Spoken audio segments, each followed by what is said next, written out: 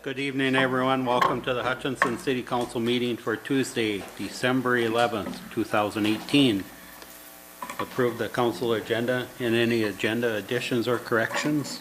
Mayor and council, I've got, I guess one addition and then one removal. Both of them are under the consent agenda. First one would be 7D. I'd ask that you remove that from consideration. And speaking with Historic Hutchinson, they've get you guys some additional information, some more details before having you consider that resolution. So that most likely will come back at your next council meeting. And then the mayor has asked if, for your consideration, it be on the consent agenda 7E, number 4, the reappointment of Dave May to the bicycle ped committee. So otherwise, that's it. I'll move to approve the agenda with those corrections. I'll second it. Johnson. Motion by Mary, second by John to approve the agenda with corrections. All in favor? Aye. Opposed? Carried. Invocation, River of Hope Church. Good evening. Good evening, Mayor and Council. I'm here to offer prayers for you in your service to our community, and want to do that by just sinking into some silence. I would hazard a bet that most of us don't enjoy too many sustained moments of silence during our days. I won't ask for a show of hands. And so then if you're the praying kind, you can pray, and if you're not, you can get your thoughts together.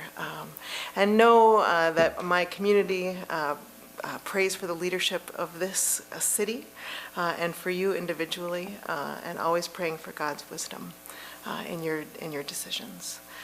So let's have a moment of silence for us to recognize this service that you bring to our community.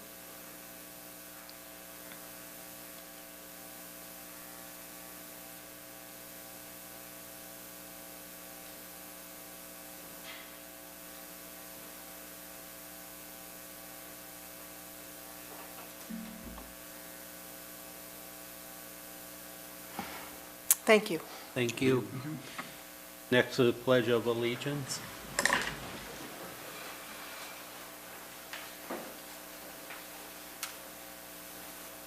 I pledge allegiance to the flag of the United States of America and to the republic for which it stands, one nation, under God, indivisible, with liberty and justice for all.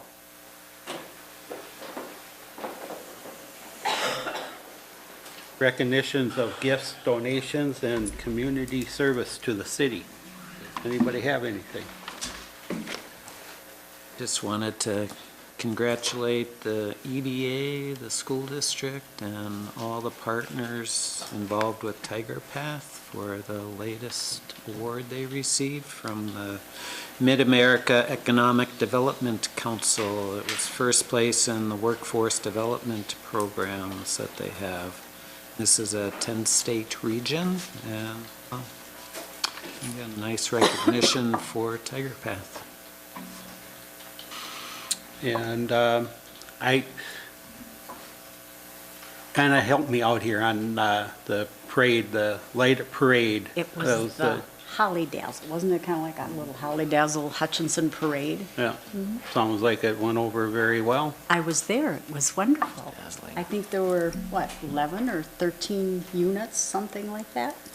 Sure, it'll grow too. Oh, absolutely. And everybody had fun, and it was busy, wasn't it? Downtown, Dan's shaking his head, yes. yeah, Downtown Association had their Christmas, downtown Christmas. And Well, the reindeer were right out here. They were knocking on the door at City Hall, so that attracted a nice group of children and parents, and everything was full. The cars were parked. Everybody enjoyed it. It was a nice evening. So it can just only get bigger and better. Good. Thanks, Mary. Public comment, citizens addressing the council. The approval of minutes. We have the workshop minutes from November 27th, 2018. The regular meeting minutes of November 27th, 2018. Motion to approve? I'll second it. Motion by Steve, second by Chad to approve the minutes. All in favor? Opposed, carried.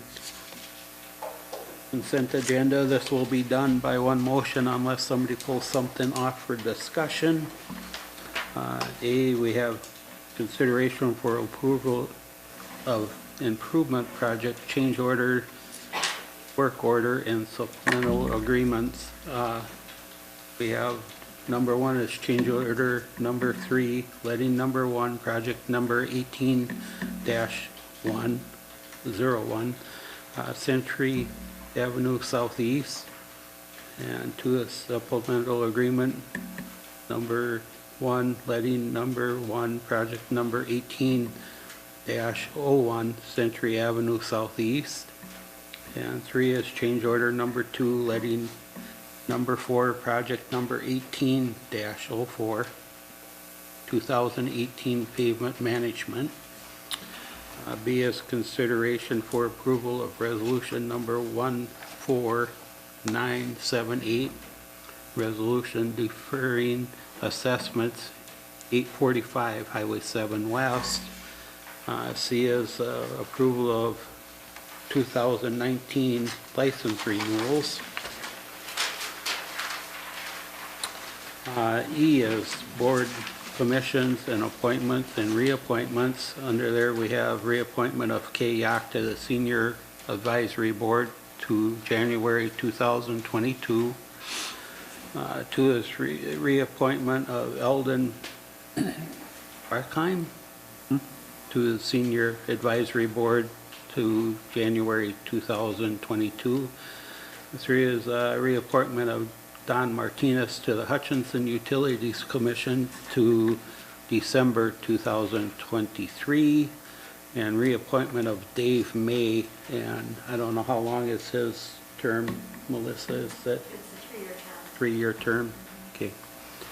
And F is claims, appropriations, and contract payments, Register A. Is there anything anybody wants pulled off? E and C, just briefly.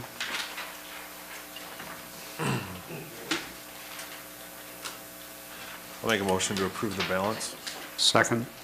Motion by Chad, second by John to approve the balance. All in favor? Aye. Opposed? Carried. Steve?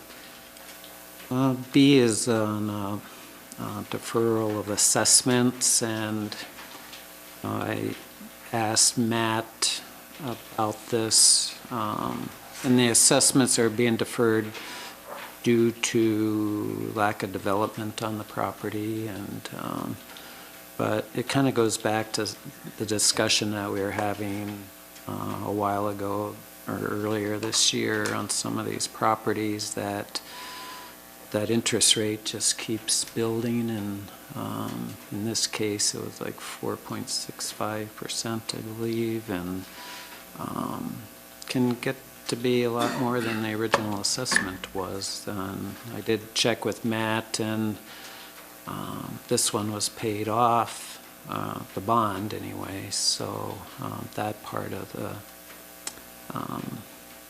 fee, would be due whenever it would be developed. But I guess I'm just a little concerned that, as these fees add up, it just kind of discourages future development possibly, and just wondering if it's time to look at our policy and maybe change it so that when the bond is actually paid off, there's maybe a set percentage, but a reduced percentage that gets collected. And I don't know what that might be, if it's 2% or something, but sometimes it's been as high. Well, it kind of depends on what the rates were at the time, so. You may recall this was actually stemmed, I think, from when we were approached by the developer on Century Avenue. And we had talked about some of this, talked about actually looking at policy change, and then he ended up coming in and paying it off, and conversation kind of stopped right there. Talking with, we've had some initial discussions about the need to probably update our policy, but I would also say we kind of need some direction from the council on what are you thinking? We could provide a couple different options for you guys to consider if we had a general idea on what that would be. From a practitioner standpoint, and each one of these is unique over the years, and we don't get a whole lot of them. And I think you can't make, in my mind, you can't make a policy that's black and white for every one of these development, infrastructure-related, occurrences. Every assessment role has its own unique parameters, infrastructure, types of properties. Andy could answer the financial question, and we've had the discussion, should interest continue to accrue after the term of the assessment, the bond payment in essence has expired? You can answer that one in a black and white manner and set up a policy, but I would hesitate to dissect the policy thinking you're going to arrive at something that addresses all situations. I guess I was just talking about the financial, the accumulating interest piece of it. Yeah, and I think that could be addressed rather easily, and we're Yeah. fine with whatever from the standpoint of administering the assessments, but this one's very unique because it's really, on one hand, you say we're limiting potential of development, but on the other hand, if we went to put that infrastructure in the ground when Texas Avenue was built, there wouldn't be hardly any potential of residential development. So, there was some assumptions made, some discussions with property owners at that point in time. Assessments go on the books with a variety of parameters and understandings. Like I said, there's a lot of unique situations that play out relative to properties and projects, so. So the Texas work was done in pre-2003? Yes. 15, because if it's paid off, it's 15 years, right? I think it was a 2000. Yeah. Or two. I mean, the other example I have of that is, in 99, Habitat bought 15 lots on Hilltop Drive, and there's 2 that were sold. And so those are 1989 assessments, and the 2 lots have like $15,000 in assessments on them. And that continues to grow, and so right now the assessments on those lots are probably what the value of the lots are. Yep. And I completely understand that. And like I said, that's more of a financial question that I think can be somewhat easily addressed. But on the other hand, I don't think you can create a policy that addresses all these different situations that present themselves when we're putting together projects and making some assumptions and having conversations with landowners on how the role gets put togetger. No, wasn't meant to be that way, so sorry if there was some confusion. Okay. Because really what you're looking at is, and Andy, I don't know whether it's a 2%, I think that's going to be some of the stuff that we probably propose is that I think the bond gets paid off. That's part of the reason that you're carrying that deferral, because there's obviously. But should it be at 8%, or should it be at, like we bonded for 3.5 this year? Should it float with Right. whatever Well, the way I look at it, it comes down to the city not having those funds to use for other purposes. If we had those funds within our operating account, investment account, we'd be earning X% on average, which right now I think we're just north of 2, maybe 2.25 on average within our investment account. So maybe we look at it that way, or you apply a floating rate, the prime or the LIBOR. 'Cause this last few years we've been in a declining interest rate situation. So the original bonds were assessed at 4 or 5%, continued to accrue, although we saw the rates drop down to below 2%. So I don't want to get in a situation where we draft a policy that has a stated amount and then rates rise again and we're losing some interest on a policy that has a flat number in there. So we can look at several versions. I think what it's going to boil down to is what's it worth to the city for not having those funds to use for other purposes. And for me, it's what we would earn on our investment account. I guess, to Steve's point too about development though, so if the lot doesn't get developed, then it's just the land base, and if it does get developed, it's worth 10 times as much. So the city, there's more taxing. Right. Maybe not in this situation. I don't know if Yeah, you read the well, letters, Yeah, because this is this commercial new property owner, I think, has somewhat, some good development thoughts going through his mind and the potential of the site for his use. So, from a commercial standpoint, I'm quite sure if he meant those same lots, though, that well, are, the lots don't exist. That's it, the back of the rear of the property that backs to Texas Avenue hasn't been platted for residential lots yet. It just has 3 sets of utility services in, with the assumption that it can be platted for residential lots. So right now it's zone C4. Yeah, it'd be commercial of some sort. So, Yeah. I mean, like I said, I think, obviously the council made a decision that they want tonight, and my recommendation is we have a policy in place that we need to follow, but I think it's definitely something that we can at least bring forth a couple different language options, especially when I would say it's probably that continuing interest on assessment bond is paid off. We can look to see if there's some reasonable language that would make sense to everybody. I'll make a motion to approve B, this request for a deferral that's for us in resolution number 14978. I'll second that. Motion by Steve, second by Mary to approve. All in favor? Aye. Opposed? Carried.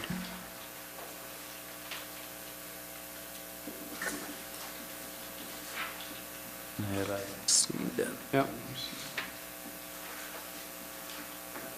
C, Steve? Okay, this is with the license renewals, and just wanted to make note that we did have Matt shared a couple letters from customers of Waste Management who had expressed some concerns, when they were trying to get out of their contract to have another hauler, and just thought it would be good to share those with Waste Management, and did receive those, and something that watch for in the future more. Yeah, I think it would be appropriate if the council's comfortable with that. Send them a letter saying, and we've had 2 complaints in your business practices. Whether, obviously we're not involved in day-to-day operations with that, but just to let them know that we've had 2 formal complaints. Without reading the contract, we're clueless. Filed against, filed on their practices, so. Same time, to be fair to them, you mentioned those are the only 2 Only you've complaints had that- since you've, My, 4 years of being here, so. Yeah, the only, I've had other people come forward and say it, and of course, the one did send a letter after, I said, well, we have to have formal complaints, so. okay. But I've had a few other ones, and they evidently didn't want to take the time to write the letter, so. Because, obviously we are responsible for the licensing aspect. My one concern, is when you look at the ordinance, what we're licensing is the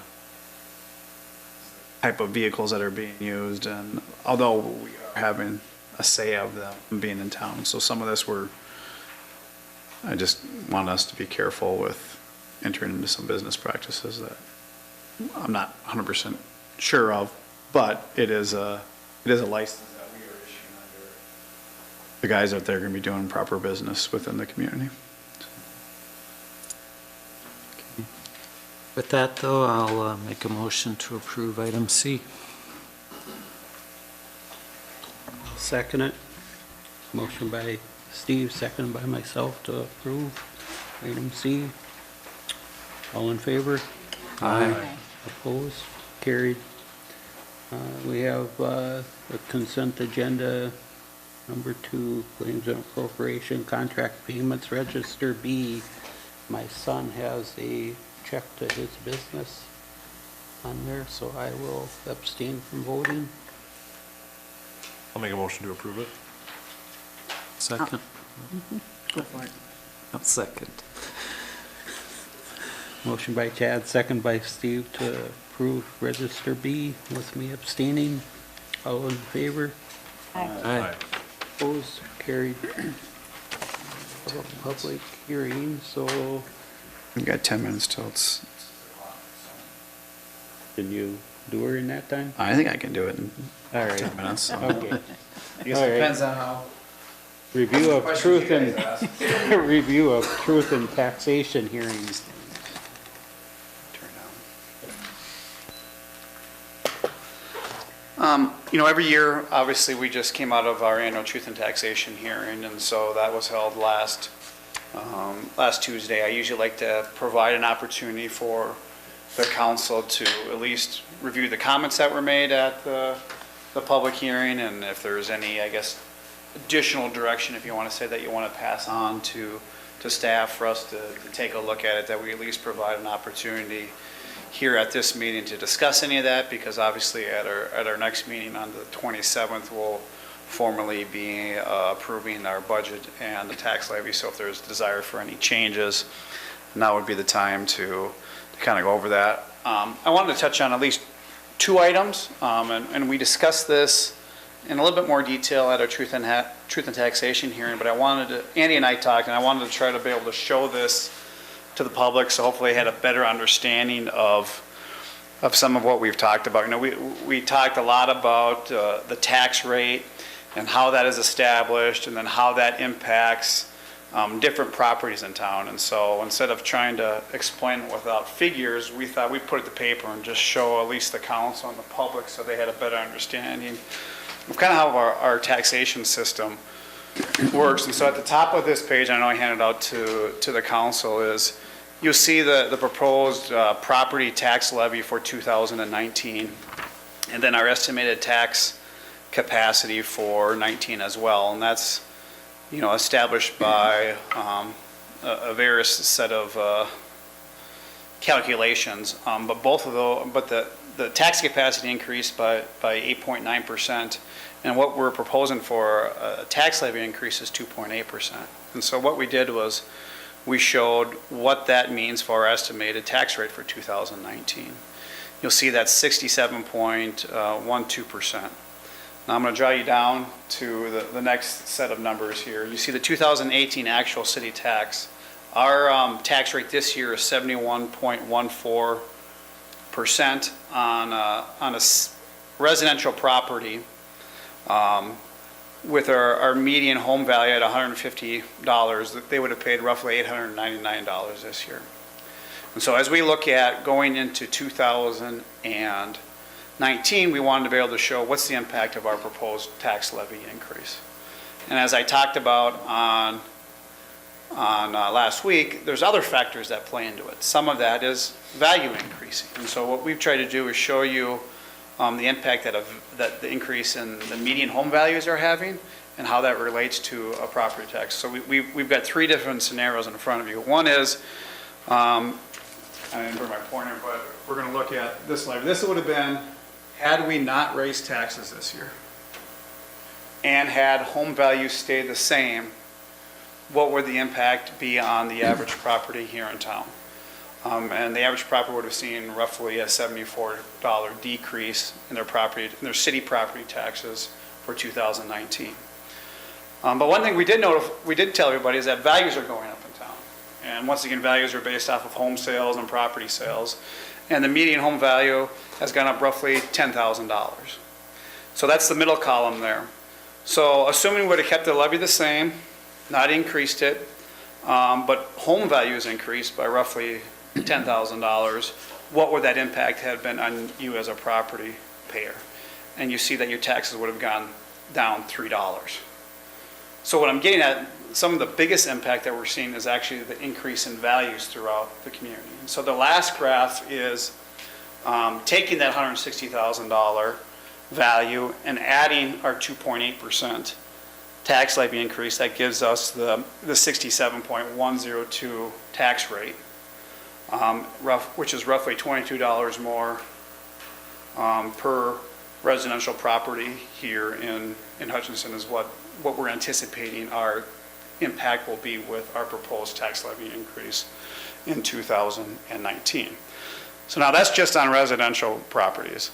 And as you'll see here before, this is our tax rate, and this is the proposed impact it will be for 2019. Now I want to show you is, what does that look like for our commercial property? All things being the same, and we talked about this here Tuesday night, this is the tax class rate that's determined by the state of Minnesota. We have no control over that. Once again, as I talked about, those that are producing more income have a higher tax classification.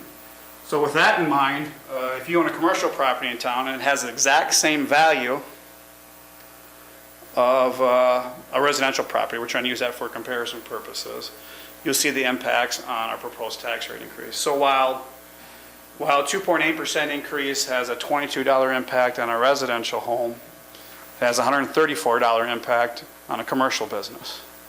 Not by anything the city did, but by the way our state has established its tax classification system. You'll see that with apartments. We included a manufactured home park, residential, non-homestead, and agricultural, just with those different tax rates, just to kind of lay that out, especially for the council.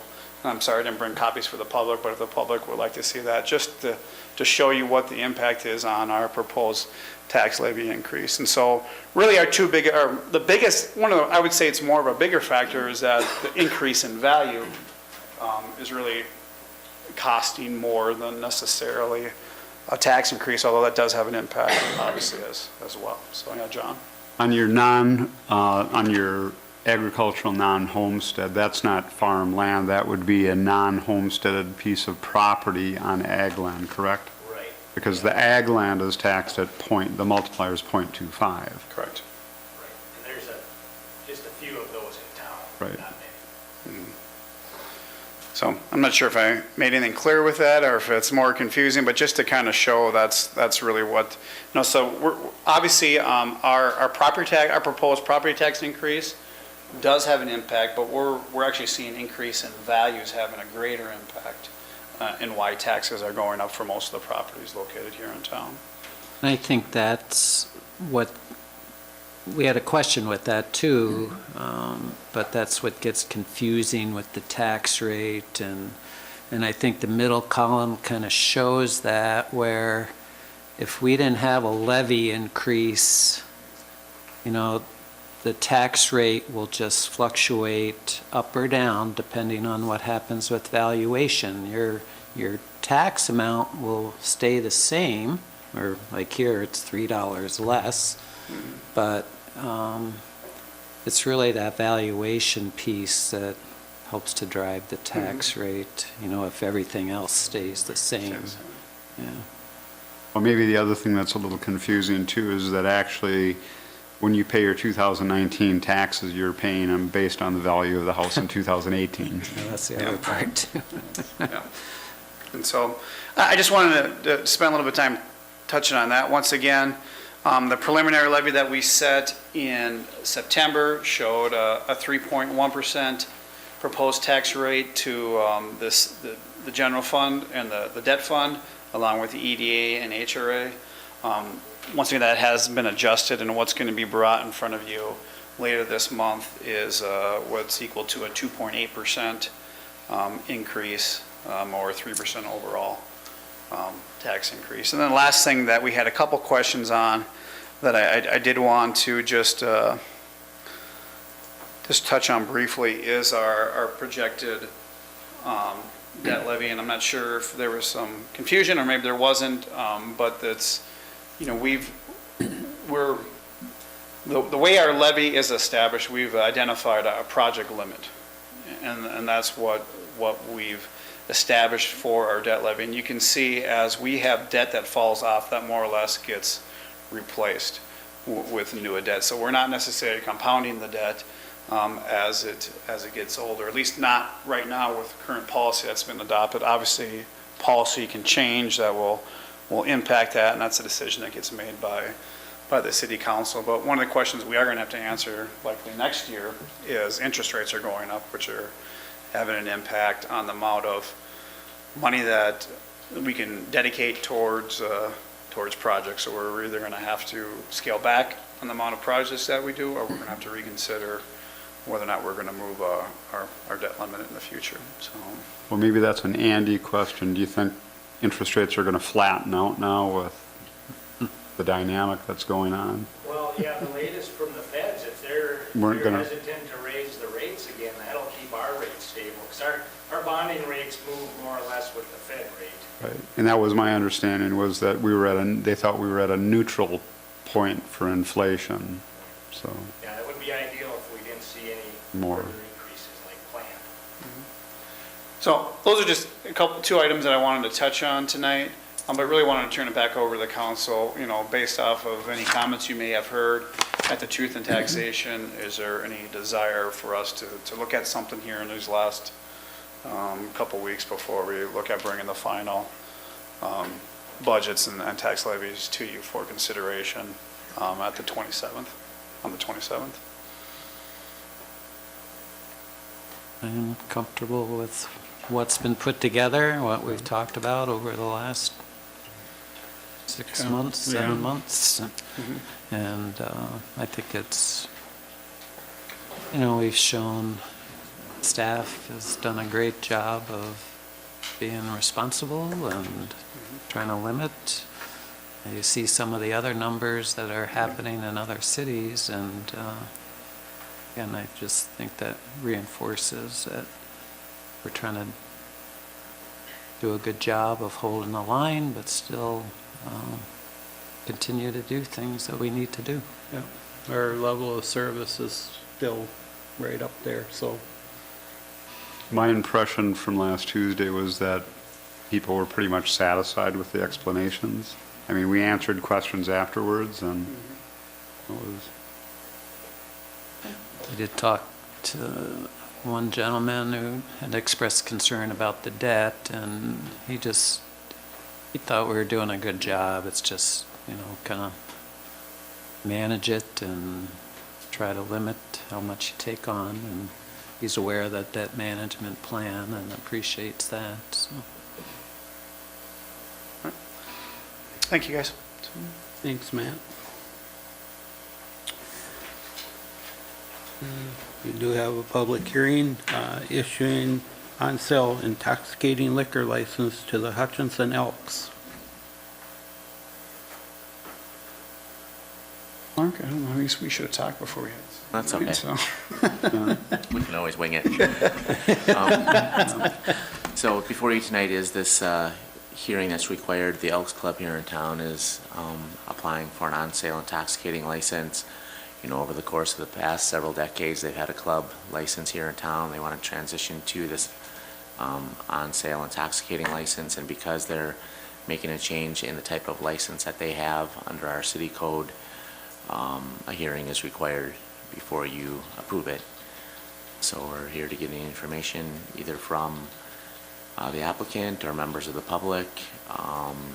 Did have a chance to speak with Chief Hatton earlier. An investigation was not done in connection with this license because they are in good standing with their current license, and in consideration of past practices with other license holders, an additional investigation is not done in that case. So open up to any questions that you might have for the applicant or from the public, and go from there. And open it for public comment.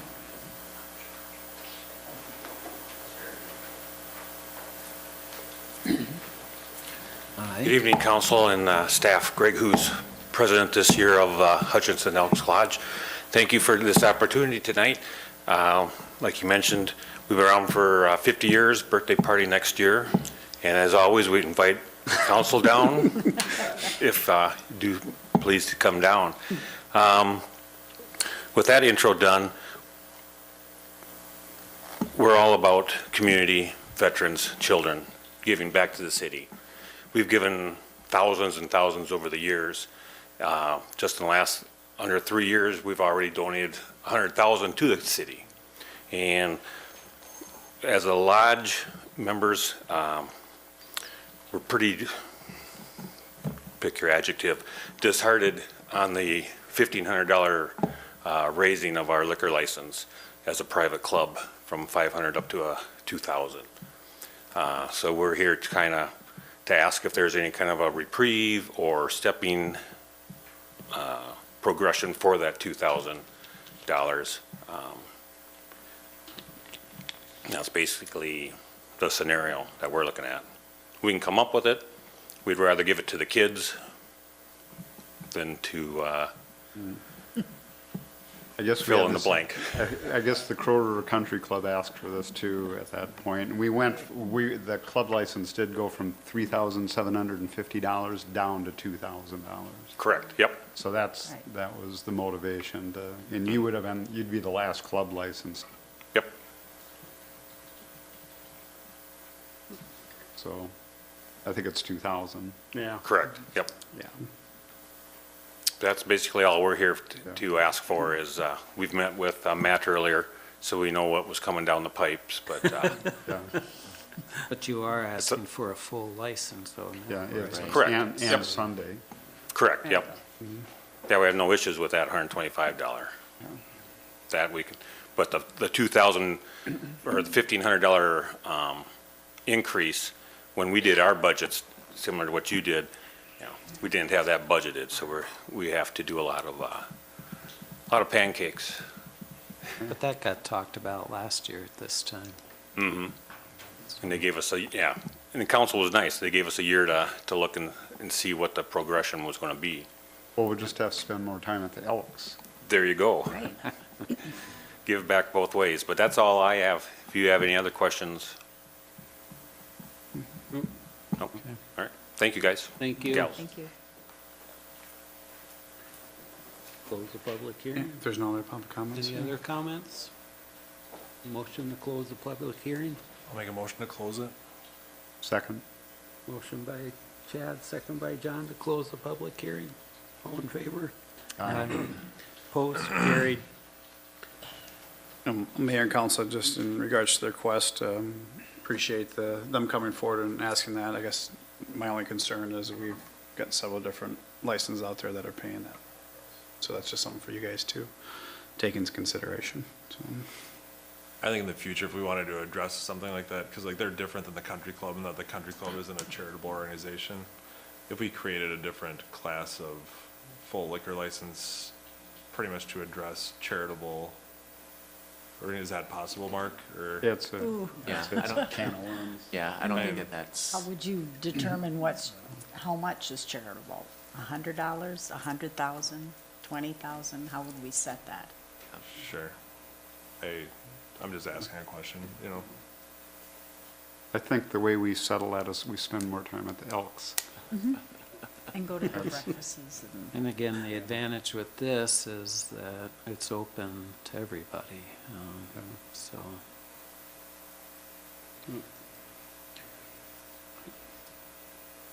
So I'd make a motion to approve the on-sale intoxicating liquor license at the $2,000 level.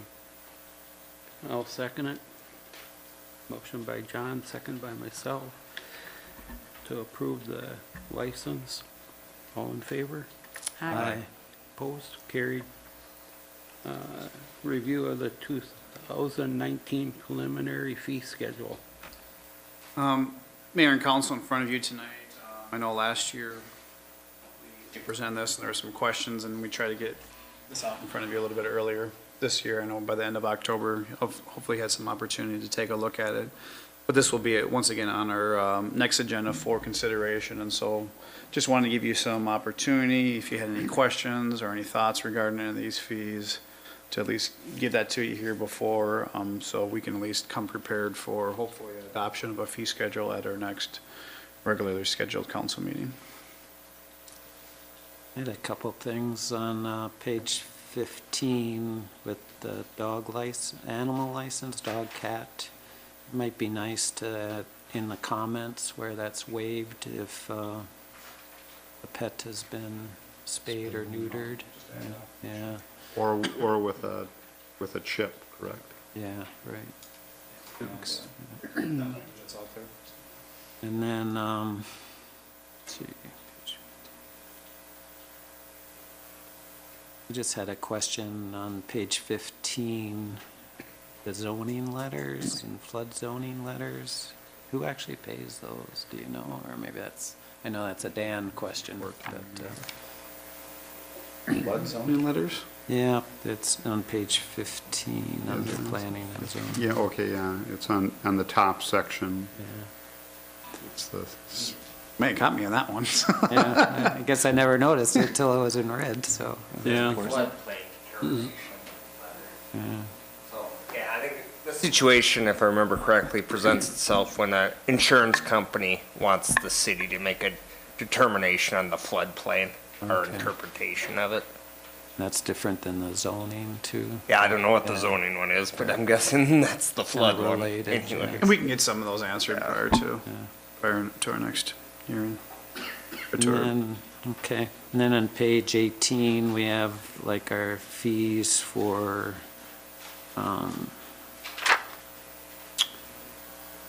different types of reconstruction, now that we have this defined, the alley piece, would that be good? I know it's not a set amount, but it's, should that be noted in there,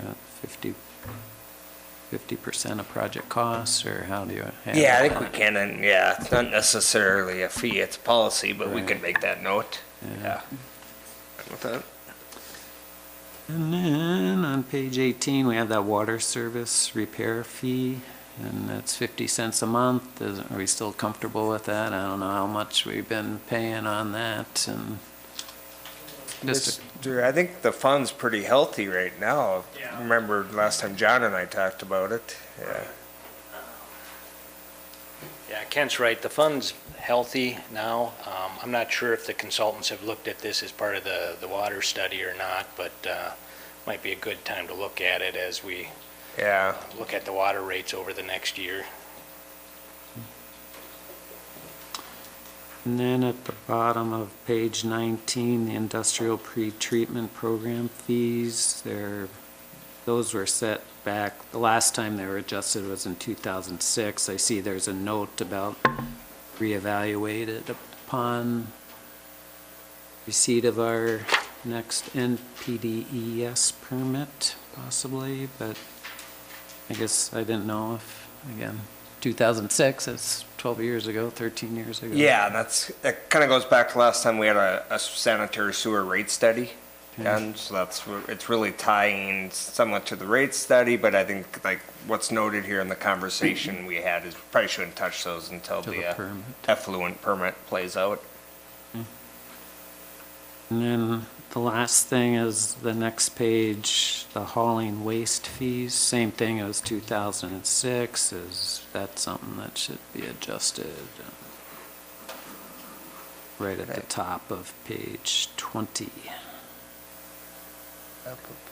It's the portable toilets and municipal wastewater treatment plant sludge. Almost there.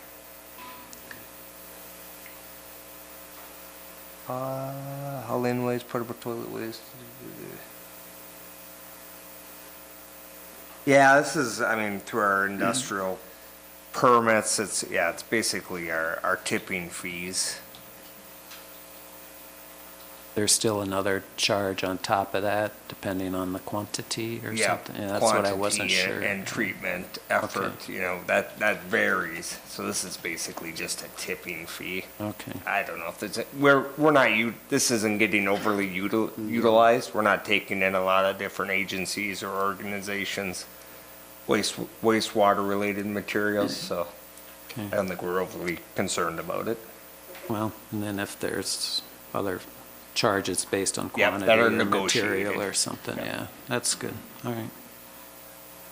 That's all I had, but just thought I'd bring them up. We don't need no action on that? No, like I said, this, we just want to Alright. make sure that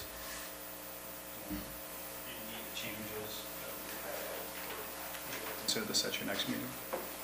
Should be noted that there really isn't a lot of changes in there, so.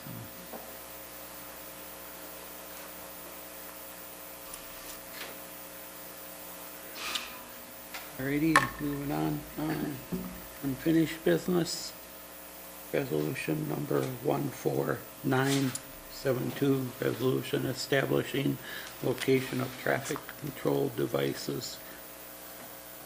Removal of no parking school days 7 to 3, signs on Case Street southwest from Roberts Road to Leah southwest.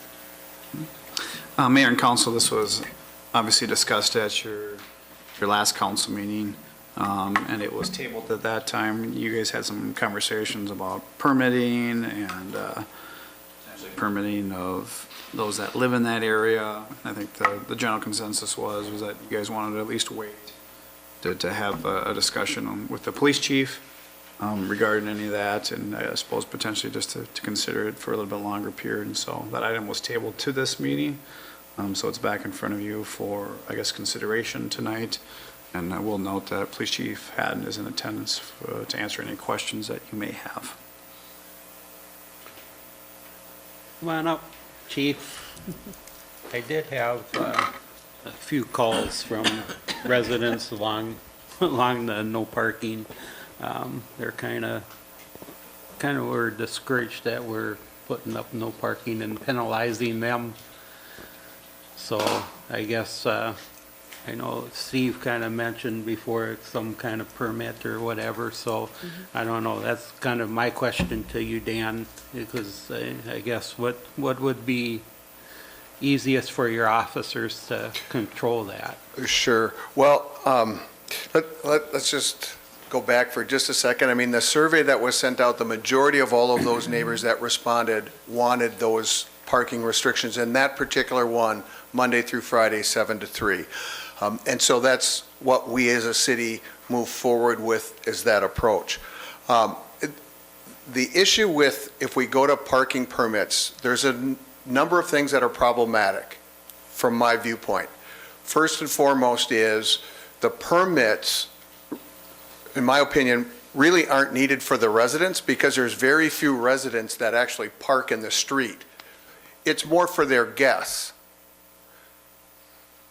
The majority of their guests, I don't believe, come Monday through Friday, 7 to 3. It's more in the evenings or weekends or holidays or whatever the case may be when that parking enforcement isn't in place. The other issue that you would have with permitting is, do you make them an adhesive that sticks on the window so then just the residents get it and their guests don't? Do you make it portable that their guests can have that? And then how do we control and manage all of those permit pieces?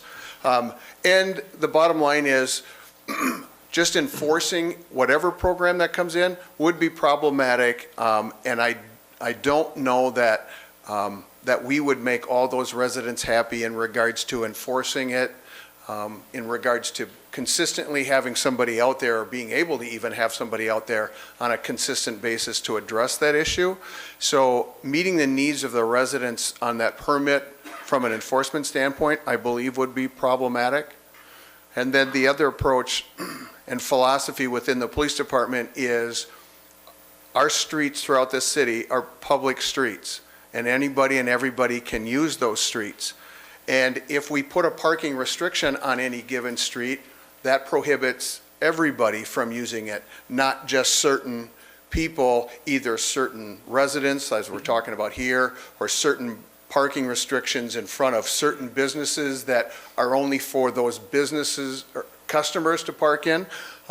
Philosophically, across this city, our parking has been, and our public streets have been used and utilized by the entire public, not limited to just the residents in this particular case. So I'm not a big fan of the concept of permitting on a number of different levels, and those being the ones in regards to that. And I truly believe that enforcement would be problematic and would be frustrating for the residents if that's the way that we chose to go. That's the way council chooses to go. We're certainly going to put our best foot forward and try to make that happen. But I just want to be honest and upfront that I think it would be problematic if that's the approach that we go. Was it, as far as the majority, 4%? Yeah, that's what I was just looking at here. The responses John put together. Yeah, of all the streets there were the options provided, which the options were no parking between 7 a.m. to 3 p.m. school days only, no parking restrictions at any time, no parking one side of the street anytime, no option chosen, which indicates they provided a response, but they didn't choose an option for whatever reason.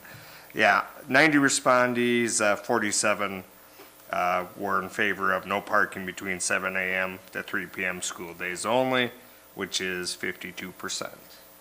So there wasn't a question about a permit either then? No, and that never, like the chief just explained, I don't think it's in anybody's best interest, especially from an enforcement standpoint. So And how many surveys were sent out? 90 respondents. Yeah. 90 respondees. He did not list how many went out. I could tally the numbers up. Yeah, I think about half of them responded. So there's about 100, maybe not. A little over half responded. I'd say 120, 130 it looks like. Just ballparking it with here. I don't know, I talked to, a few people commented, stopped in the shop, and they were pretty passionate about wanting to have a permit option. And as I talked about it, I didn't envision a sticker, because a lot of people don't like putting stickers on their cars, but more of like a small, like handicap style placard that you could put on your rear view. Yeah. No, it wouldn't have to be as big as the handicapped one, because it doesn't, but, I don't know, the people that came in were pretty passionate about it, and I see their point.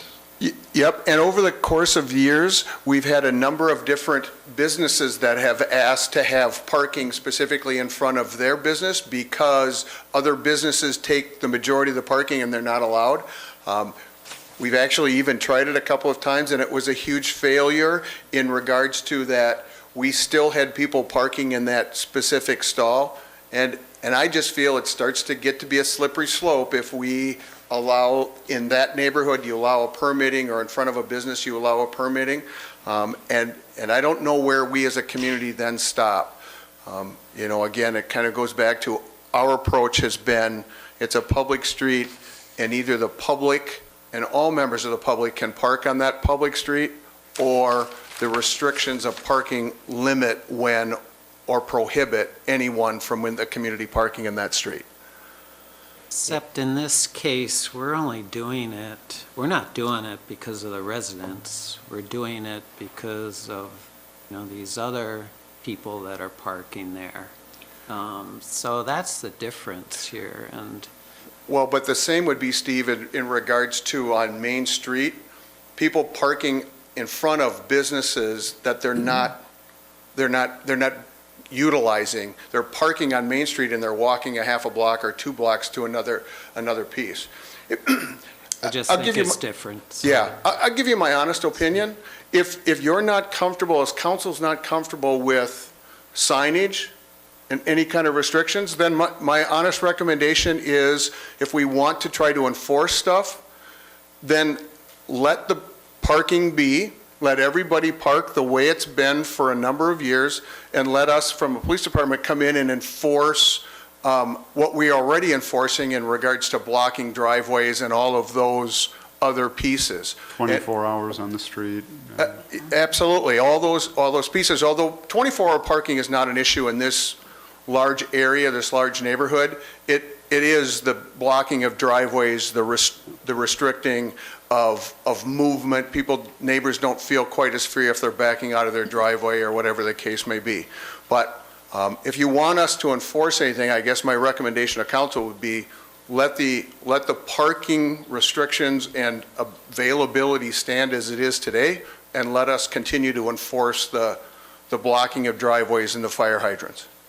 But I don't know if that really fits either, Dan. You think of the leaf removal. I mean, the residents know when their garbage pickup is or the leaf pickup's going to be, so they're going to accommodate their parking accordingly. Again, the other people might not know that or care about that, and we don't have anything that covers those situations. So I walked around over the weekend, and there were people that felt strongly that they liked having the limits. Some of them were, they thought it might help with some other issues as well, but, and some phone calls to that effect. But there were others that, again, talked about multiple vehicles that they have and the shuffling around that it would require, guests that come during the week. There's a group home in one area that has staff meetings and stuff, and so, there's some different situations that we should be. And I don't disagree with you, Steve, but there are going to be every one of those specific needs and concerns that differ in every neighborhood in our community. So there are going to be neighborhoods that have apartment complexes. There are going to be neighborhoods that have small businesses. There are going to be those unique things everywhere we go in our neighborhoods.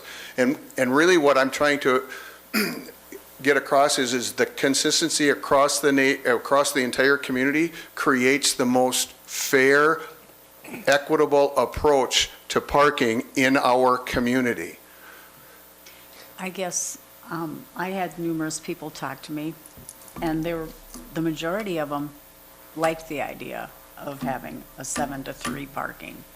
There were a few that said, I don't want that on our block because I have 3 cars, or I might have somebody come and they want to park on the street. And I think it is really tough because it's the school and it's a 7 to 3 issue. And how do we make that fair for everyone? The other thing that we may be a little premature on in regards to this whole thing of just tabling the whole effort, at least for another year or 2 school years, to see how this new facility truly gets utilized as we move forward. Because you still have the number of students who are parking on the street, which is significantly less. But those students, in a lot of cases, that's the only place they were allowed to park since they've been able to drive to get to the school. And so now that school is established, as new drivers come, what will happen? And I don't know that any of us know or can predict what that may be. There's additional parking at the school, and hopefully that continues to grow where those few cars that are parking in the neighborhoods migrate into the school parking lot. Nobody at this point knows where that will go. And I think that's the argument you made last time, that my other question is the students pay a fee to park in the parking lot, right? Yes, that's what Parking pass is like $50 or $25 or something. That's correct. I imagine there's a few of them that are out there that park on the street because they don't want to pay the $25, but maybe few and far between. Yeah, and that could be, that part I don't know, but we've been in constant contact with the school district throughout this piece in regards to trying and talking about ways to encourage those students to utilize that school parking lot. I'm being advised by the school district that fees to park in school parking lots are common throughout the state. That's not an uncommon thing. It's certainly not isolated to Hutchinson. The fees could possibly be reviewed by the school district. That's obviously their choice in that regard. But, that's an option to try to help encourage more students to use that parking lot. But again, that's a school board issue. And I reviewed the video from 2 meetings ago, and that was brought up that, they probably wouldn't do it this year, but maybe over the summer, looking at next year. But I would like them to consider that. It's one of the reasons too. It's $50, so I don't know if there is a good number that would encourage. Well, 0. That would be about right. But at the same time, you understand the school district, I mean, they have constraints on the funding, that how they can use the funding. I can remember Keith Camerath talking at one of the board meetings about, how complicated school funding is. And so here is a source of funds that, especially now, you got a new lot, you can accumulate and use for future maintenance. Makes some sense too with that. I thought the one thing that I heard from one of our citizens who lives on those streets where the kids park all the time was his main issue was he was all for the signs for 7 to 3. And he said, and I'll tell you something else, he said, it'll be much safer. He said, I watch the buses stop and kids run off, get on the bus, and they're darting out between those cars. And he said, mark my word, someone's going to get hit one of these days. He said, that's a safety issue for us. So I took that into consideration also. Buses in their lot now, right? Don't they have their own? Yeah, but From load in and load out, loading yeah. and unloading. Yes, from a public works perspective and just timing, there was a decision made by council on November 13th. Signposts went in the ground shortly thereafter. The vast majority of the signs are up, with the exclusion being K Street due to what played out on November 26th. And Larson and Lakeview and McDonald, they're all open yet too, I think. As of today, or? No, the Larson ones went up. Did they go Yeah, up? so we've been proactively, it's not gonna get any warmer out, so, and so, and I would just want to, to echo some things Dan said, and just how this played out is I believe staff between the PD and Public Works, we did our due diligence. We addressed an issue that had been presented.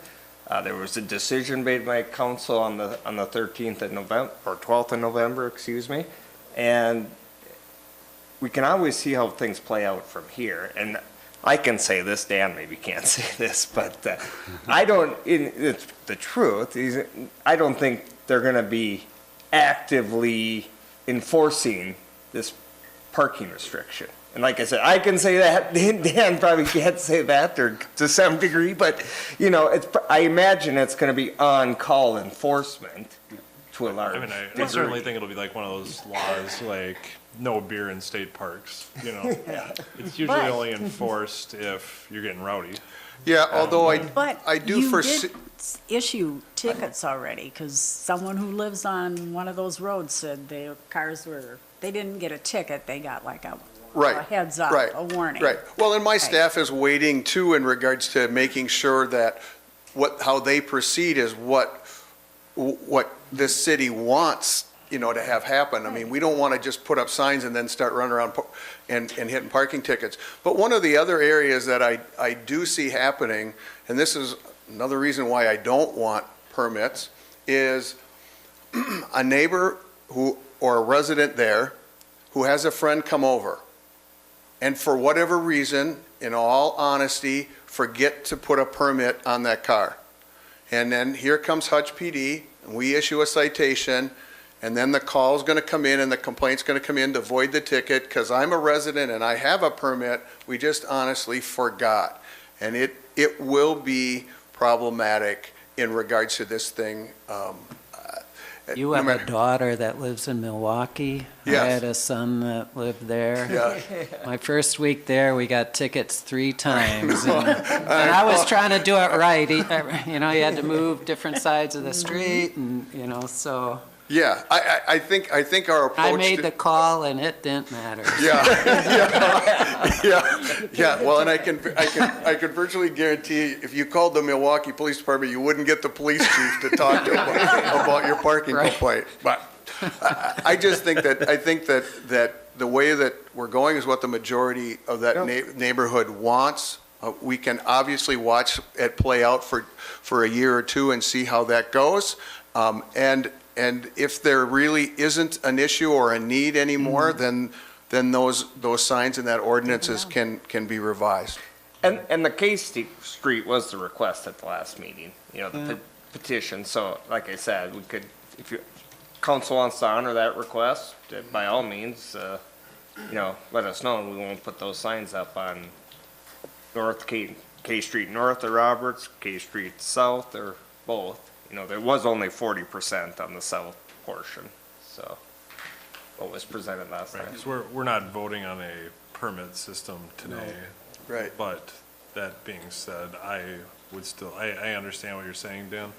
I respect that. I just, talking to the people I talk to, they really feel passionate that they should be able to park in front of their driveway or front of their house, and I totally get that.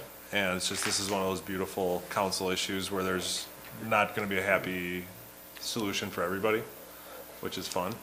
But for what it's worth, I would like to see a permit system because I see that both sides of it. I agree with that too. We hear about this when we present projects and we make parking changes and people say, I don't like parking in front of my residence. So this is like the perfect scenario from a resident standpoint. Nobody else can park in front of my place except for me. So that, like Dan said, I think it's, you know, residential-wise and commercial-wise, it's somewhat of a slippery slope. Well, the city solved that for me quite a few years ago because we always used to have the apartment building people parking in front of our house. So when Jefferson was rebuilt, there was no parking on my side of the street. We had to drop So it I no on one longer side. have to pick up pop cans and beer cans and cigarette packs in the front yard anymore. So that was a solution. I guess it would be my opinion if the permit system doesn't work and it's just too much screwing around, then we would pull the signs and everybody can park wherever they can, and that's the way it'll be. But if we can't handle the system, if the public can't handle adhering to it, then it can all go away and it can go back to the way it was before the high school was remodeled, and, you know. One thing I'll point out, whether it's that you keep up the signs or whether you come up with a permit system, it's roughly 16% of the hours in a given year of where that would be in effect. That's very true. When you take a look at, there's roughly 180 school days. And you look at those 8 hours during those 180 days, that's the only time that this sign and/or that permit would be in effect. Well, for some people that, But the I'm least, not saying it's good or bad, just trying to throw that number out there. but the least complicated approach to start with is always the easiest and the most effective, and we can add layers if we need to. Throwing all those layers on right from the start doesn't give the simplest, broadest approach the chance or the opportunity to see if it works and to see if it becomes problematic for the neighbors. And then that would allow the police department to budget for the parking enforcement officer in the little three-wheel cart. Yeah. That's the way the Phillips neighborhood was. Yeah, those are a little tough to get around in the winter, but yes, that is always an option. Right, and I get that, Dan, what you're saying, but like the residents that have contacted us to say that it doesn't work for them right off the bat, you know, that would be contrary to what you're saying. You know, I mean, they're already saying like, I have this many cars and I need to have one on the street. You know, I mean, it just, some people already know what they have going on, you know, and I do understand what you're saying, Yeah. but some people have set circumstances within You their know, lives that, And I will go back to, we're really looking at two different issues here. One is the request from the K Street residents. The other one obviously looks like probably should be a future agenda. future agenda item for discussion and debate by the council. So- Go ahead, Mary. So for now, the signs that you've put up will stay up? Is that what we're talking? Well, I will say this from, Be my recommendation. well, and I would just say from a legislative standpoint, that's the action that's been taken by the council. Right, And so right. until that action is reversed, you would have to abide by that, of which, again, was not on the agenda tonight for consideration. Because realistically, how many signs and how many hours? I mean, you've done a lot of legwork already. Oh, yeah. Yeah, there's a No, lot of street, I a lot mean- of signs and post Thousands of dollars, installations, yeah, involved in materials that we ordered and paid for, and, yeah. I mean, it's part of working. We just, under our breath, when we're away from you, we complain about decisions like this, so. Well, this hasn't been in effect for, what, not even 2 months yet? Yeah, November Hasn't 12th. even been that. So, I don't know. I'd say we'd just leave it Give it a alone and chance. see. But see- I'd make the motion to remove the parking signs on K Street North, Or not put them up. not put them up, yeah. Yeah. Resident on the street, come up and address. Sir, can you come forward and name your name and address, please? Chad, this is gonna be Yeah. Good. Troy Peterson, I live on Larson Street. We have St. A's right across the street from us. First question is how did we get these surveys? Because I never received one, my neighbor did, my other neighbor never did. So you talk about there being a 52% majority out of 90, 3, 4, 5 people would sway it back to not being a majority. They were mailed. Well, that's this the wrong is- way to do things Well, in a it's situation still that the will best to affect say the that. residents. We can debate that. I would say Yeah, that's- I understand, But but, that's a legal way for us to do it as a city.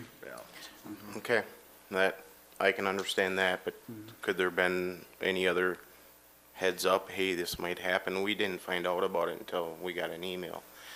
You get a bill, you look at what you owe, you get the envelope, you put it in, you throw the rest away. Maybe that shouldn't be that way, but that's always been that way with those bills.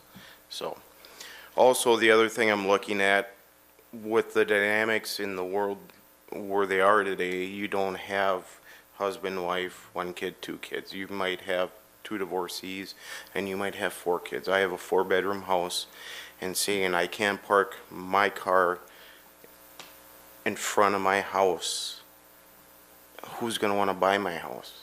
Who's gonna wanna come over and say, you have 4 bedrooms, hey, it's great. We have 3 kids, 16 to 18. All of a sudden, I got nowhere to put the cars. You gotta put them in the driveway. Well, how am I gonna get out of the driveway to go to work in the morning? I leave at 5:30, 6 o'clock. School doesn't start till 7:15. For him, I wouldn't mind paying $50, but what's gonna happen to his car for driving it 2 minutes is gonna be more damage to the car than that $50. That's where you have to look at that as well. I understand we have it a little different. We have the other side of the street. Garbage comes around, leave, pick up, we know to park over there. Okay, what about those people that have single driveways? And I noticed the signs are on our side of the street, but once you get past, and I thought it was gonna be all of Larson, but now that went away. I don't know, I guess, I can see why Larson maybe was included possibly, but we're, I think, the farthest one out from what I see. Yeah. And I mean, I respect your decision, I'll take the tickets. I do not think parking in front of my residence, I understand it's a public street. You also have to look at commercial residential, okay? You park on Main Street, you walk 2 blocks, that's commercial. It's different with residential. We have people that park over there a ton for the activities at St. A's. granted, it's not during the day. Yes, it does inconvenience me at night. That's fine. You're gonna say we can't, yeah, I mean, I understand the safety, I understand the garbage pickup. I don't know if there is a solution.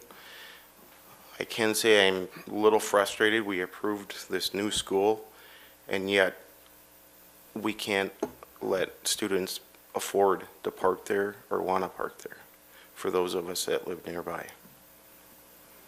Maybe you need to go to the school board and say, hey, we can lower this. Is there some assistance to get everybody in? You drive by, there's 40, 50 open slots every day. Maybe we need to look at letting people in there first. That's my view, and you have to understand, I mean, if you're gonna buy a house, you can't leave your cars out in front. You have to move them around all the time. Is somebody gonna buy it, or are they gonna go across town?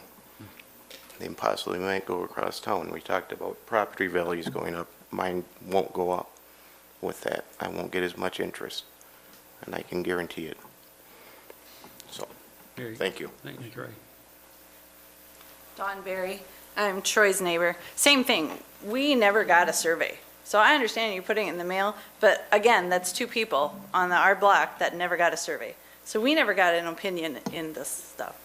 Same thing with me. You know, I have too many people at my place. We use this street all the time. And I don't know why Larson is included on that. We have that whole side of the street that's open. There's no houses, there's nothing. It's a park and it's a church. Why can't the students park on that side of the road? They're not interfering with garbage. They're not interfering with residents there. I don't know why Larson was included on this. Well, I can tell you why it was included is because our concern is that if we just talked about like Allen Street or Boulder Street, that all we were going to do was just push that problem further out. Not that Larson had much of an issue even during the construction project, but our concern was if we put any kind of restrictions, now we were going to create a traffic problem for Larson, and so that's why we wanted to have the residents of Larson's opinion on how they wanted parking on their street. And we would have gladly given it to you if we got a survey. We didn't get a survey. Well, yeah, and again, getting it and reading it or seeing it or noticing it is, it's hard to know where that lands. But did they take into consideration that half our street is open? So, you know, a lot of that congestion could have been pushed out Sure. to there, And that's and why it would have we were- relieved it. Yeah, and that's why we were asking about what each resident on each street wanted, so we weren't necessarily planning on having a one plan fits all. But that's what the survey ultimately provided us, was the majority of all of those people who responded wanted that exact same plan. Okay, but again, a lot of us did not get that survey, so we didn't know any of these questions that you're Right. asking. okay? Right. The way that I found out about this was the school sent out an email. That's how I found about this parking. It wasn't from the city, it was from the school. Yeah, well, yeah, again, that, we can't have a conversation about something we don't know. Every resident got a notice or got mailed a survey. Where that went or how that went, who knows? None of us can answer that question. No, we can't, but you have two people here that never got it. Yeah. You know? All right, So- we understand that Understand now. Yeah. And I think, you know, the school has been doing really good about sending out text messages or emails and stuff. And if the students are interfering with like garbage day and stuff, have the schools remind them when they're sending that out. You know, communication goes a long way. And I think that would help.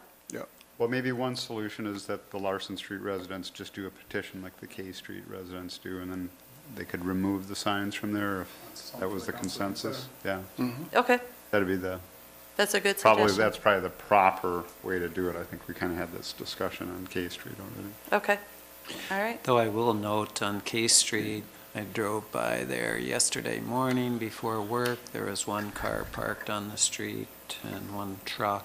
I went by at 9:30 and there were 8 new cars on the street. And talking to the property owners on Sunday, they had actually mentioned that, you know, that's gotten out there that this is an okay place to park right now because the signs aren't up. And so just what the concern was actually is happening. I noticed I went through the parking lot at the school, there was 31 open slots. I counted like 22 cars in the neighborhoods that weren't marked, yet with signs, and I forgot to get east of, or west of School Road.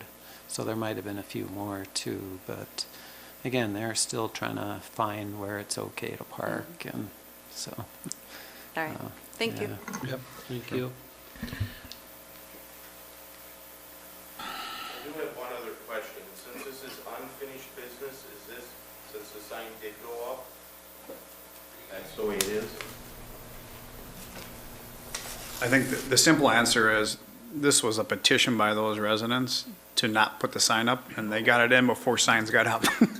And that was the comment that was made about Larson Street, is that if, I guess, I a would petition suggest you came in. do a petition and bring it Yep. forward to a future council. So on the But- petition, there's nobody on the east side. We removed the signs, we didn't put them up. The south side past, I don't know what that is, Lee or Keith, no, whatever. There's 5 houses. How many signatures do you need? The How does council that had, what, work? 80% on this petition? That's, I guess, the decision for. Over 50, I would say. Yeah. Or if we, knowing that we're going to consider a permit in the future, maybe keep that in mind, but that's nothing right now. Would the, I don't know what I'm gonna do tonight then. would the How am I permit gonna system get it or, in the morning? would the permit system we've been talking about get you to where you need to be? But Right, I do have to park a half a block away, sure. a block away. That's my concern. I just wonder, sometimes you're in city situations where they would allow Ma'am, somebody could you come forward, please? Name and address, please. My name is Patty Roach. I'm from the K Street Group.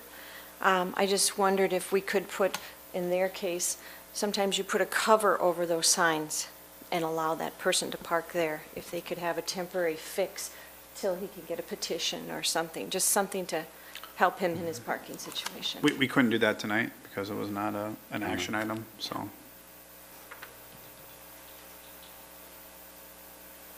This, Didn't John make a motion? I think he did started, not but he make did a not motion. finish it. You said you would make a motion. I would make a motion, I would make a motion if we're to that point that we do not put the parking signs up on the north side of K Street. Just a couple things here. We've got the resolutions in front of you is 14972. I will note, this is more of a technicality, that you've got, that included both the road closed on Escuba and no parking school day. So I'd just make sure that that you get rid of that road closed signs. Yeah. Or did we, actually, we never formally approved that resolution at the, It was odd, like the action was to approve there was, item 7B, which was Les Cuba, so that was approved, like that Correct. specific was. But then 7A wasn't, yet there wasn't an action on legal resolution. so. So that's why it's just listed 7A, because the Les Cuba stuff was taken care of. I would formality, the motion should be to approve if that's the route you want to go, resolution 14972. Covered then. So I would make that a motion. I make a motion to approve resolution 14972, and specifically item number 2, the removal of the no parking school days 7 to 3 on K Street, southwest from Roberts Road, southwest to Lay Avenue, southwest. I'll second that. Motion by John, second by Mary to approve. All in favor? Aye. Opposed? Carried. From the mayor and the council, I guess for clarification purposes, is it the desire then for staff to bring forth a proposal for some sort of a permit system? I would like that. I would like that. Mary? Well, all I need Don't is have one to or have two of you to vote. have interest in it. All I need is one or two of you to have interest in it. We will draft language for you guys to consider at a future meeting, so at the next meeting, try to. I would at least like to talk about it. Yeah. I agree with that. We need to talk about it, and I think Dan has given us some good things for discussion that we need to really think about. And as far as Troy's situation, are the signs up on the east side along St. A's property? I didn't look when I was driving out, I just noticed past, the old farmer's house, I couldn't tell you, past the shelter, kind of right by there were no signs on the west side of the road.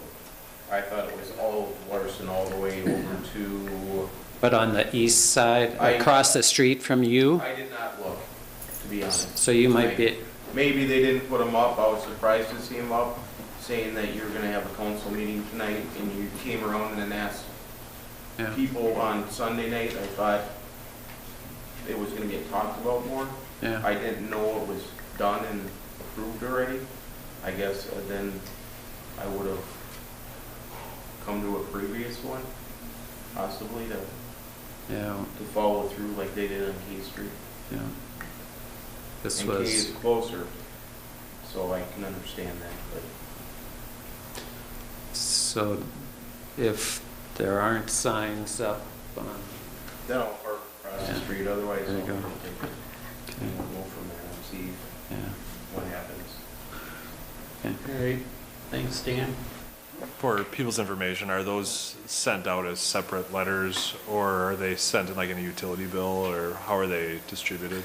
They were standalone letters, I believe, yes, Okay. John. Just a administered. separate letter all by itself. Yep, standalone letter, and, yeah, just, we sent out, I did do the math quick, we sent out 132 of them, we received 90 back. How many residences in that area, though? I didn't count those. We could debate whether you got a letter, we can, yeah, I don't think that's even relevant at this point in this discussion, but, yeah. All right, Yep. we'll move on. Out-of-state travel request for Evan Volmer, Green Corp member, to attend the United States Composting Council UCC conference on behalf of Creekside in Phoenix, Arizona, from January 28th through the 31st, 2019. Good evening, Mayor, Council. As stated on the board action form, we're here tonight seeking approval for out-of-state travel for Evan Vollmer, the city's assigned Green Corps member, who I'll give a chance to introduce himself here a little bit later, to travel to the United States Composting Council Conference in Phoenix, Arizona. As Gary mentioned, end of January 28th through the 31st, 2019. The request was initiated from Evan's Green Corps program sponsor. It really wasn't a thought on staff's behalf at that point, just because staff hasn't attended this conference in the past. So we looked at it as an opportunity because the Green Corps program will take care of the registration fees and ultimately leave the travel expenses up to the city. And Evan has a few more details on that as we go on here. But the conference itself is the premier event in the composting industry. It happens once a year. It's every year. It's the end of January. The downside to it is that it would be very valuable for full-time staff or city staff to attend, but it just conflicts with other events that Creekside staff attends in Minneapolis throughout the month of January. Steve, you had a couple questions on it here, and the events themselves don't overlap, which alludes to or gives you the illusion that they would work, but it's a lot of hustle and bustle setting up and tearing down for these shows, and not to mention day-to-day business that we need to adhere to or attend to back at the site. So believe me, if I have an opportunity to go to warmer weather at the end of January, we're all for it, don't get me wrong, but it's taking care of business at home has been more of the main reason why city staff hasn't gone after in the recent years. So just moving forward, like I said, travel expenses, Evan will be he's working through some opportunities even more so on the travel expenses. There's other Green Corps members that are going, some with their host site supervisors, some without. Those host sites are paying the expenses, but one of the Green Corps members that's possibly going, it hasn't been confirmed yet, but they actually have a private residence that they could stay at while in Phoenix, so that would even cheapen up the travel expenses even more. So I guess with that being said, is there any questions on the request itself? I was looking at the itinerary, and there's, from the source separated, right? That's what Evan's focus is going to be, the source separated and education, and that was going to get talked about. But there does seem to be some. Yeah, it's a very useful. I don't know what the word I want to use, but plentiful of information at this conference. I just wish it was a little different time of year for us. But I'm sure that's why they have it then, because the summers and. Typically speaking, in the composting industry, the winter months are generally slower, where in Creekside's business, that's bag sales. Right. And that's where the trade shows and sales shows, generally speaking, take place. One class they did talk about was value-added products, and I don't know if that fits into your schedule, but I can let him speak to the classes that or the seminars that he's looking to sit in on. So, Council Evan Vollmer, the council. Good evening, Council. I'm Evan Vollmer. I am a recent graduate of Northland College, where I worked for 4 years on a composting program on campus. And so I am serving here as a Green Corps member with Creekside Soils. And my main focus, or my main project focus, is on reducing the amount of contaminants in Hutchinson's organics collection service. We'd appreciate that very much. Yeah, and so there's a bunch of different seminars that I've looked at the schedule, and I've kind of eyeballed which ones I've really been interested in, which ones would be most beneficial to my project. Including one that's directly focused on contamination reduction and removal. And then others on, say, organics collection in a multifamily house focus. So is there any, Andy, maybe you could help this out on, for the contaminated stuff? Is there some magical way to get rid of that someplace, or? Actually, what's been happening more here in the recent months is forestry. Donovan's been taking a fair amount of that material, and one of the tree removal contractors has been using that material to backfill the stumps. So they've actually, I couldn't put a number on how much, but a couple 100 yards at least here late summer into fall. So that's one outlet. I mean, at this point, there are others. We've talked about it is now approved for DOT projects. So that's something that's definitely going to be pursued moving forward. Would most likely have to blend it off with yard waste because of the contamination rate doesn't fit the bill for the DOT grade material. So in a roundabout way, dilution is the solution, but that certainly is an outlet. So plastic magnets and glass magnets. Right. Well, if you could figure that out, you'd probably be someplace warm all the time. I don't know. And I will just say, I know, one of the reasons that we were hoping to bring in a Green Corps was to really address some of the public education piece and that contaminated area. So this, we're hoping that by the time this tender's up, we've got a pretty good plan to address that problem here in town. So you mentioned too, Matt, that one of the requirements is that there are continuing education, That's a part in of our return for the. Yep, that's part of our agreement with the Green Corps, is that we talk about do that as a part of their tenure here. So. All right, well, go down and learn a lot of things. Make a motion to approve. I'll second that. Motion by Steve, second by Chad to approve. All in favor? Aye. Opposed? Carried. Thank you. Thank you. Federal Aviation Administration non-primary entitlement transfer. Yeah, this was, I think maybe Mr. Olson and I got our wires crossed when we were putting together a council item packet.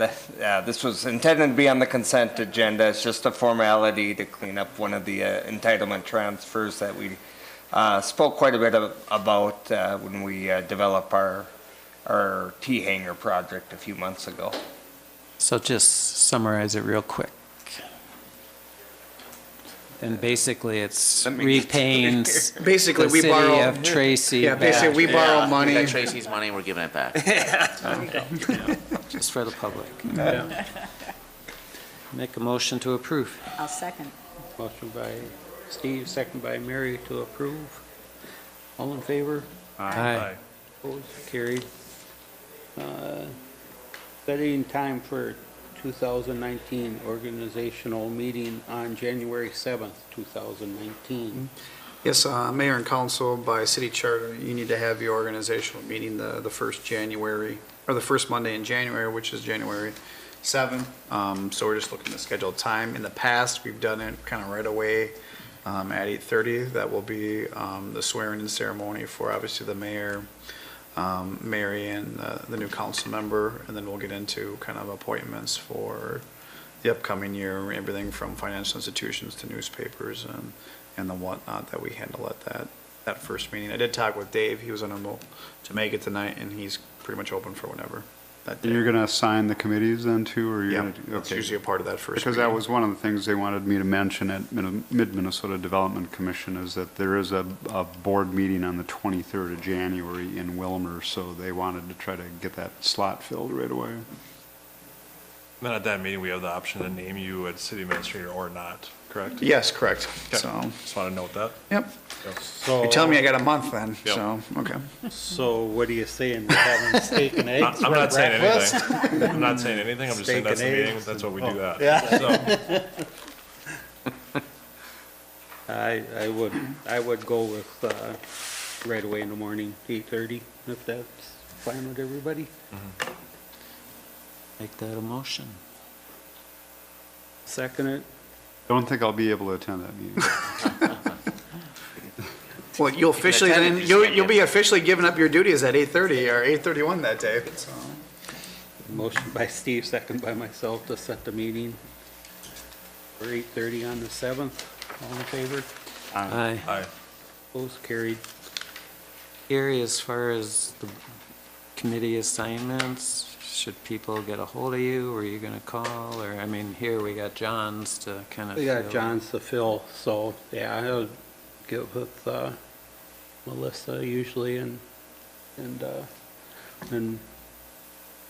what I've been doing is just discussing if people want to move or stay on, or, Sure. so we can address that day, can't we, Matt? You can, I would say you're gonna wanna potentially know because we're gonna be putting together a resolution, so. Okay. We're gonna, so by that first meeting, you're gonna wanna have an idea of who's got some interest, however you wanna collect that, whether they call you or whatnot to express if there's any interest in moving. So you can consider that to bring forth. I'm pretty sure Mary still wants to be on radio board. The prestigious radio board. And you were perfect for the planning commission, joint planning, and And I'm going to miss joint planning. Mid-Minnesota. 19. All right.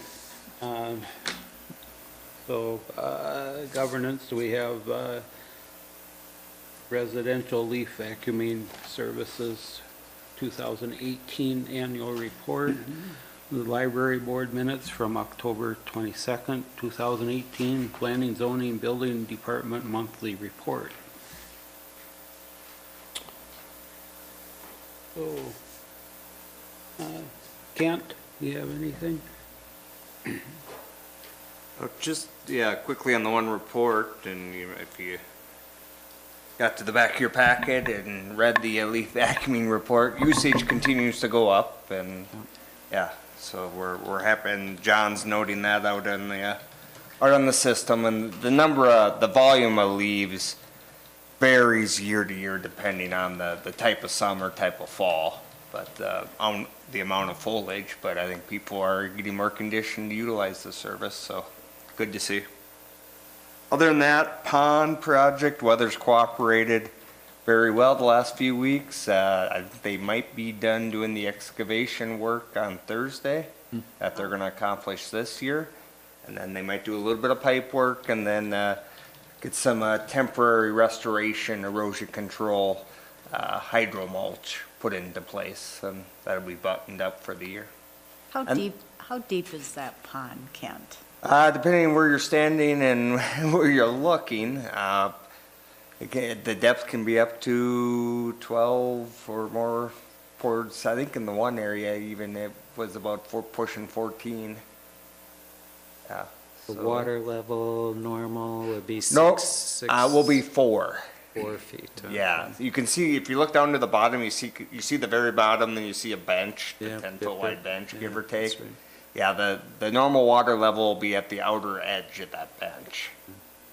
It was So I nice think you with- will be able to see the water. I kind of wondered, looking at it on paper, whether you might be able to see the water from the roadway at normal water level, but that might be deterred by the vegetation in the end too, so yeah.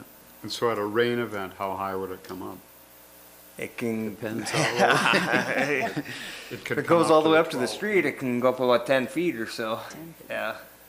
God, that'd be a lot of water if that happened. Exactly. Not if it happens. I thought it was nice with the snow, that we had, because it just kind of highlighted the gradual slope and stuff. It just, you could see that a little better versus just when it was all brown. So. Yeah, I think it'll even look more gradual once it's vegetated. Yeah. And even soften it even more. Yeah. Otherwise, Matt forwarded this on to me, but I just wanted to make note of it because us engineers weren't informed of this, which between myself and the couple county engineers I sent this on to, we thought was kind of odd. But Mid-Minnesota Regional Development Commission is putting together something they are calling the Mid-Minnesota Regional Transportation Coordination Council, so the MMRTCC, which they note. And maybe John knows more about And this. I was gonna bring that up. Okay. Because, I can't think of the guy's name, but Matthew Johnson. Matt it's right Johnson, on it. yep.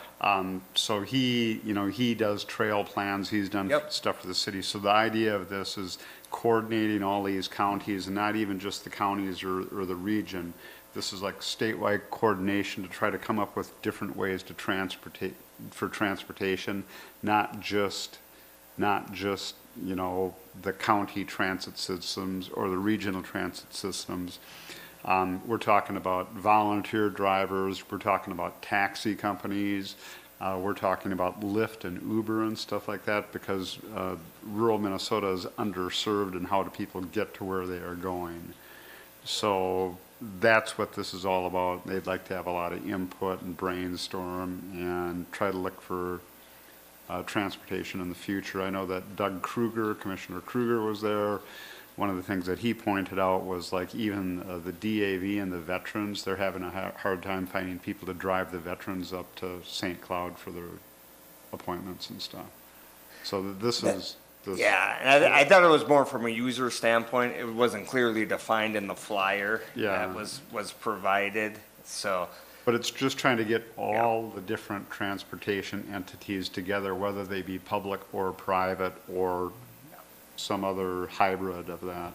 Yeah, transportation in the context of user-based, not so much infrastructure-based. Right. Yes. So anyways, there's 4 meetings coming up, and I'm sure Matt can pass this along to you guys. And I think it'd be good for somebody. I think it's being more geared towards policymakers from the looks of it, for a council member possibly to attend. And this is separate from the Trailblazer transit survey that we got. So. Yeah. No, it seems like a worthwhile effort. Just wanted to mention, it is unique where it's actually beyond the Mid-Minnesota Regional Development Commission boundaries. It includes Sibley County. Well, yeah, what actually. And I think that's probably due to somewhat of the overlap with Trailblazer. Trailblazer, but it's kind of a MnDOT statewide program. It's not just these counties. So I was curious, is this going to be another board, or is this something that the current Mid-Minnesota board is going to be, it's a project kind of? It would be another, it would probably be made up of a different board. It would not be made up of just Mid-Minnesota Development Commission members. Because, I mean, Sibley County isn't in Mid-Minnesota Development Commission. And this would probably even, this would even, you know, you would be tying into Wright County and everything with this survey. It's just, they're trying to gather information and brainstorm right now. Yep. No, it seems like a worthwhile effort. Yeah, it's, That's it. Great, thanks, Ken. Mark? I don't have anything tonight except Merry Christmas.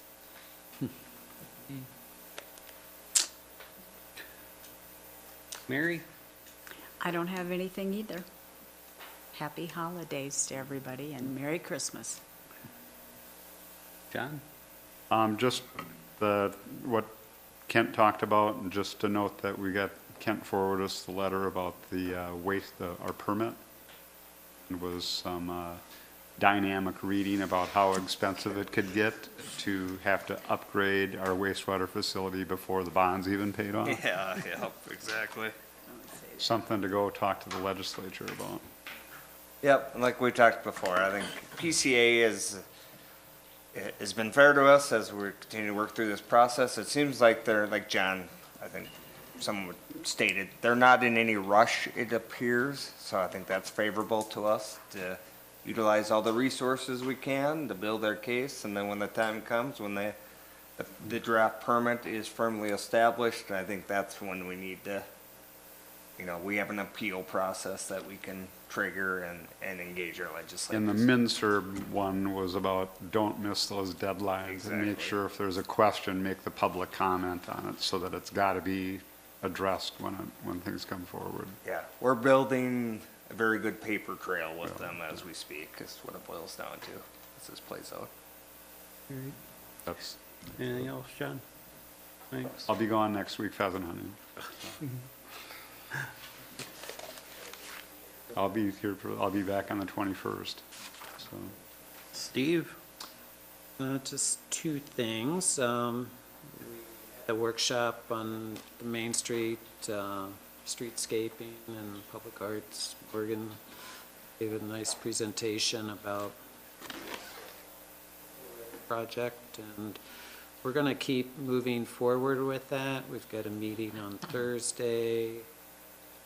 One of the things we're talking about is solicitation process, you know, how we'll go about that. But with that, you know, we don't want it just to be a public arts commission group when we're deciding some of this. So another council member wants to be involved with that. We'll probably be coming back, talking to Kent and trying to get an idea of the time frame with the project and the plan development. You know, he suggested that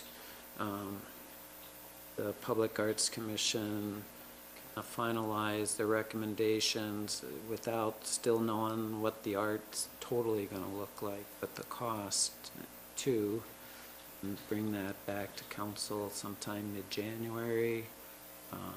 And if you're okay with supporting the project and okaying a certain dollar value, then a Public Arts Commission can forward and start soliciting art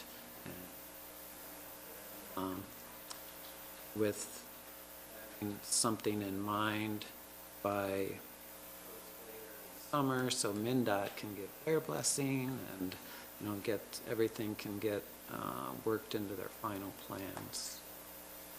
So again, if somebody else wants to be involved, you know, on that as we go forward, that'd be good. So just wanted to extend that. And then just one second, yeah, okay. Steve, if I can please, just to reiterate and clarify what I stated to you earlier today.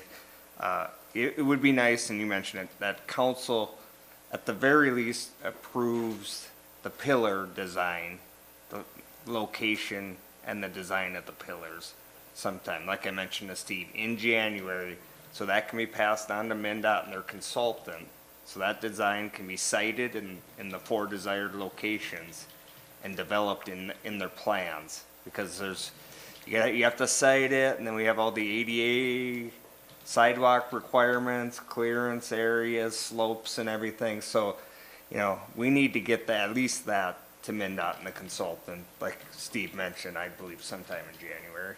And then, I think it'd be good just to get somewhat of a blessing, on the costs, the estimated costs at this point in time. And that gives, I think, staff some framework, and Public Arts Commission, and how the scope is then developed going forward within the context of the estimated funding that's been approved. I think it's just good. It helps expedite and accommodate the design efforts being done by others, is what it boils down to. This is by incorporating it into the plans, all the excavation, footing development, all gets to be part of the project. Also, yep. That's it. Thank you. And then the last thing was, we have the Hawk system application in, which we had applied for previously, and this is our second go-around, but I don't know if you saw in the paper there, and it wasn't the Hawk system, but there was a crossing and pedestrian, 2 students in St. Francis were crossing State Highway 47, and it was at night, and they have actually like push button, single flashing lights, a single light on each side, plus there's a median, so there is one in the median too, but. Yeah, it's not so a totally different. Yeah, Yep, it's totally. similar to, I think, 7 and 41.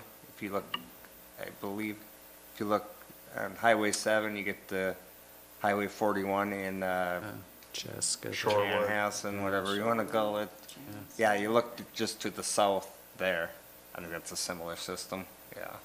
But it just made me think, again, here this was at night, and I know the Hawk system is going to be even more visible, but with its distracted drivers and stuff still, that it just made me think of that flag idea, if there is something, another way, because you got a long stretch where people are walking across, so just wanted to share that as we go forward, if we're fortunate enough to get the To that application, there were only 3 items on Mid-Minnesota Development Commission that looked like were coming in our system, something in the city of Olivia, and I think Candy, Ojai County Parks. Candy, Ojai County, So yeah. I think there's a pretty good Dr. chance. Don also, he mentioned that to me. Yeah. So, All right, thanks. Steve? Chad?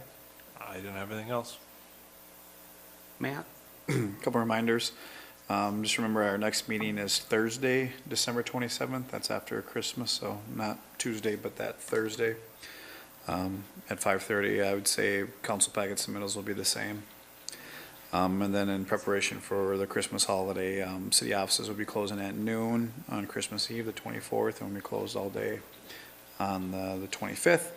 And then I know I did send an email out. There is an experienced officials conference coming up at the end of January at the league, if anyone is interested. I do believe, I've talked with Dave, and I think he's going to be planning on attending the newly elected officials conference, but if anybody has any interest, just let me know. I just note that the birthday presents for me on the 27th should be under $5, otherwise I can't accept them. Remember that. Anything else, Matt? Nope, that's it. The only thing that I got is, and I just want to mention it, I know it's during, Christmas time and everything, but there are a lot of scams going around again. So, I mean, if you think it's too good to be true, it probably is. So, I mean, check with somebody else. Don't I know that older people, you know, kind of fall for some of the things, so I just wanted to mention that. I know that it's going around again, so just be careful. And be careful in your travels for Christmas, and make sure you're with family and friends. That adjournment's in order. Christmas and move to adjourn. Second. Motion by Chad, Steve, second by Chad to adjourn. All in favor? Aye. Opposed, carried. Fiscal client.